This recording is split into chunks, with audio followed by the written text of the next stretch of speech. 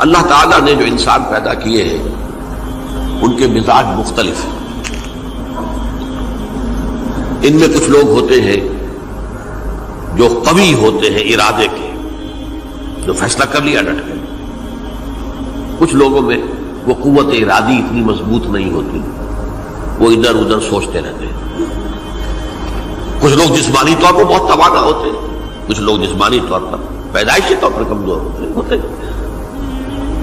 تو اگر کوئی قوت ارادی کمزور رکھنے والا شخص ہے، وہ بھی تو اللہ کی تخلیق ہے، اللہ کا بندہ ہے، خطاؤں کا ظہور ہو جاتا ہے، توبہ کرتا ہے، پھر کچھ عرصے کے بعد پھر خطا کا ظہور ہو جاتا ہے، پھر توبہ کرتا ہے. تو ہم تو یہ سمجھیں گے کہ ایک حد کے بعد پھر اس کی توبہ قبول نہیں ہونی چاہیے. لیکن حدیث سنیے.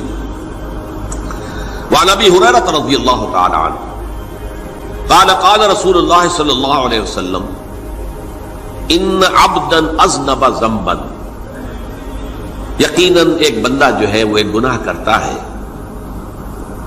فقال، پھر وہ کہتا ہے رب، اے میرے پروردگار، اذنبت فاغفر لی، مجھ سے گناہ ہو گیا ہے، مجھے معاف فرما دے. فقال ربہ، تو پروردگار یہ کہتا ہے اعلم عبدی ان لہ ربا یغفر الذنب ویاخذ بہ،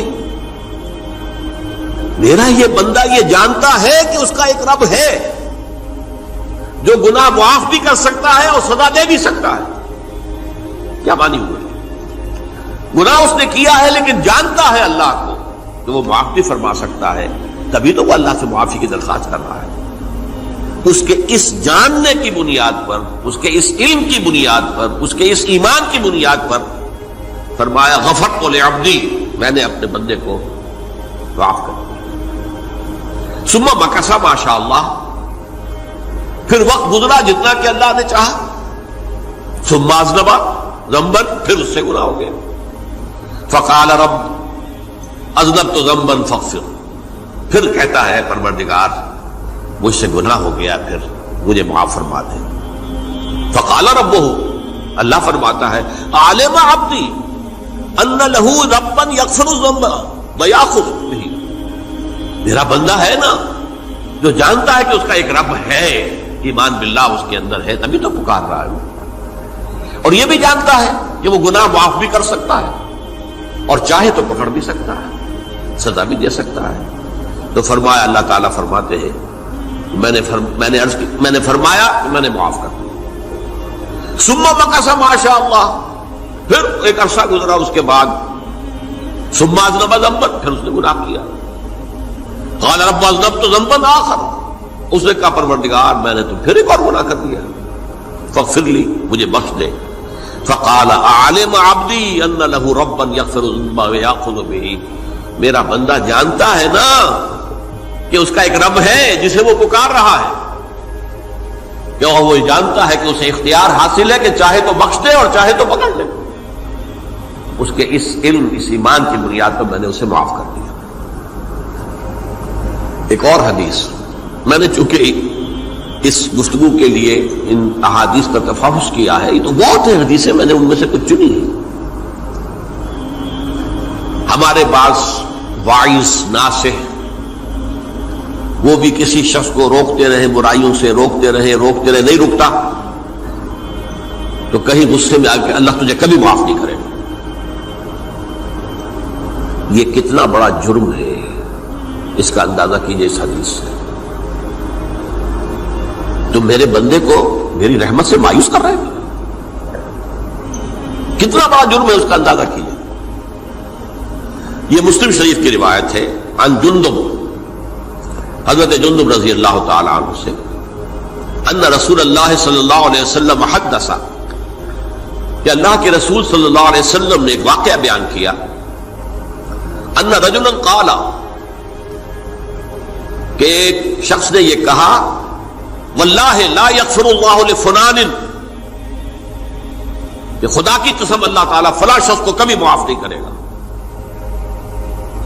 وَأَنَّ اللَّهَ تَعَالَى قَالَ، اس پر اللہ تعالیٰ نے یہ فرمایا منزل نزیت اللہ علیہ، یہ کون ہے جو میرے اوپر حکومت کرنے والا آ گیا، جو میری طرف سے حکم لگا رہا کہ میں کبھی معاف نہیں کروں گا؟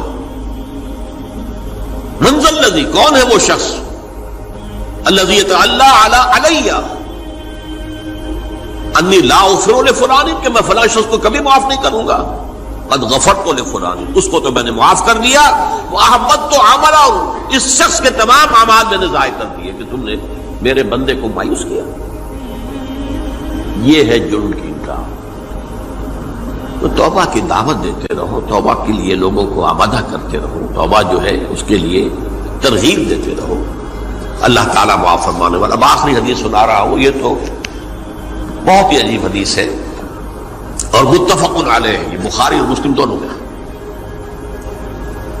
حضرت ابو سعید الخدری رضی اللہ تعالی عنہ جو ہے اس کے راوی ہیں، حضور نے فرمایا کانا فی من کانا قبلکم رجل قتل 99 نفسا، تم سے پہلے جو امت تھی بنی اسرائیل، گویا کہ ان کا ذکر ہے، اس میں ایک آدمی ایسا تھا جس نے 99 قتل کیے تھے۔ اب آپ اندازہ کیجئے کتنا بڑا گناہ کبیرہ ہے قتل۔ قرآن مجید میں آتا ہے وَكَأَنَّمَا قَتَلَ النَّاسَ جَمِيعًا، اگر ایک انسان کو بھی ناحق قتل کر دیا گیا تو یہ ایسی ہے گویا کہ اس نے پوری نوع انسانی کو قتل کر دیا، اس نے 99 قتل کی۔ فَهَلْ لَهُ مِن تَوْبَةٍ، پھر اس کے بعد یہ ہوا کہ اس کے اندر توبہ کا جذبہ پیدا ہوا۔ فَسَأَلَ عَنْ أَعْلَمِ أَهْلِ الْأَرْضِ، تو اس نے پھر سوال کیا، لوگوں سے پوچھا کہ زمین میں رہنے والوں میں کون سب سے بڑا عالم ہے؟ فَدُلَّ عَلَى رَاهِبٍ، تو اسے بتایا گیا فلاں راہب فلاں جگہ پر ہے، وہ بہت نیک ہے، بڑا عالم ہے۔ فَأَتَاهُ، وہ اس کے پاس آیا، فَقَالَ أَنَّهُ قَتَلَ 99 نَفْسًا فَهَلْ لَهُ مِن تَوْبَةٍ، انہوں نے کہا دیکھیے راہب صاحب، میں نے 99 انسان قتل کیے، اب مجھے یہ بتائیے کہ میرے لیے توبہ کا کوئی امکان ہے؟ فَقَالَ لَا، انہوں نے کہا نہیں۔ فَقَتَلَهُ، اس نے اس کو بھی قتل کر دیا۔ فَكَمَّلَ بِهِ 100، اپنی سینچری مکمل کر لی، مطلب 99 کے بعد ایک کی کسر تھی، اس کو بھی قتل کیا، 100 پورے کر لیا۔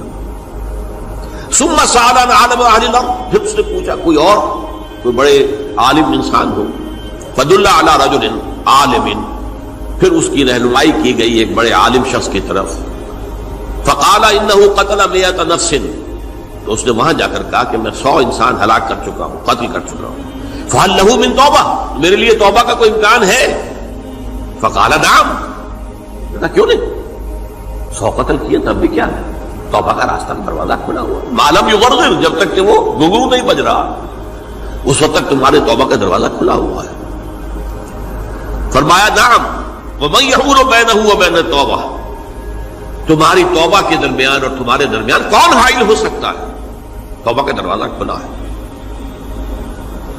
لیکن ساتھ ہی کہا انطلق الی ارض کذا و کذا، اب تم ایسے کرو جہاں تم رہتے ہو وہاں نہ جاؤ واپس، وہاں کا ماحول اچھا نہیں ہے، معاشرہ اچھا نہیں ہے، ہو سکتا ہے کہ تم توبہ پر قائم نہ رہ سکو، تم فلاں جگہ چلے جاؤ، وہاں اچھے لوگ آباد ہیں، ان میں جا کر رہو۔ فإن بها اناس یعبدون اللہ تعالی، وہاں ایسے لوگ آباد ہیں جو اللہ کی بندگی کرتے ہیں۔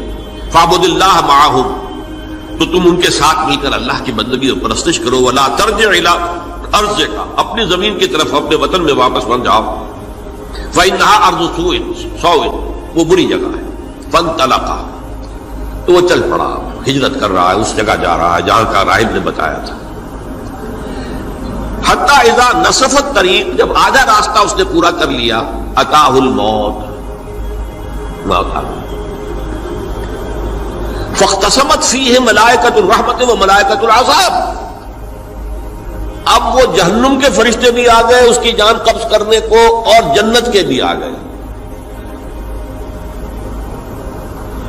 فقالت ملائکۃ الرحمہ، رحمت والے جو فرشتے ہیں جنت والے، انہوں نے کہا جا تائبا مقبلا بقلبہ للہ تعالی، یہ شخص توبہ کر کے اللہ تعالیٰ کی طرف ہجرت کر رہا تھا، اس لیے اس کی نیت کی بنیاد پر اب یہ جنتی ہے، لہذا اس کی روح ہم قبض کریں۔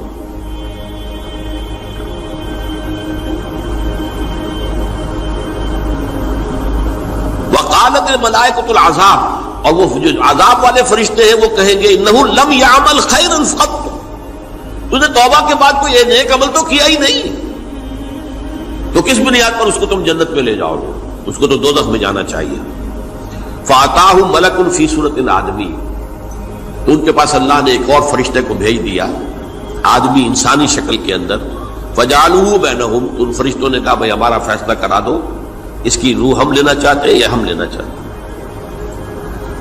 انہیں حکم بنا لیا۔ فقال قیسوا ما بین الارضین فإلی ایتہما کان اقرب، کہ تم فاصلہ ناپ لو جہاں سے وہ چلا ہے اور جہاں جا رہا تھا اور یہاں اس کی موت ہو رہی ہے، تو کون سا فاصلہ زیادہ ہے؟ جب ناپا گیا، بلکہ ایک حدیث میں آتا ہے کہ اس پر اللہ نے زمین کو جو ہے حکم دے دیا، ایک طرف والی زمین تو سکڑ جا، دوسری والی جو ہے تو پھیل جا، تاکہ وہ جو جا رہا تھا وہ زیادہ قریب ہو جائے بنسبت اس کے کہ جہاں سے وہ چلا تھا۔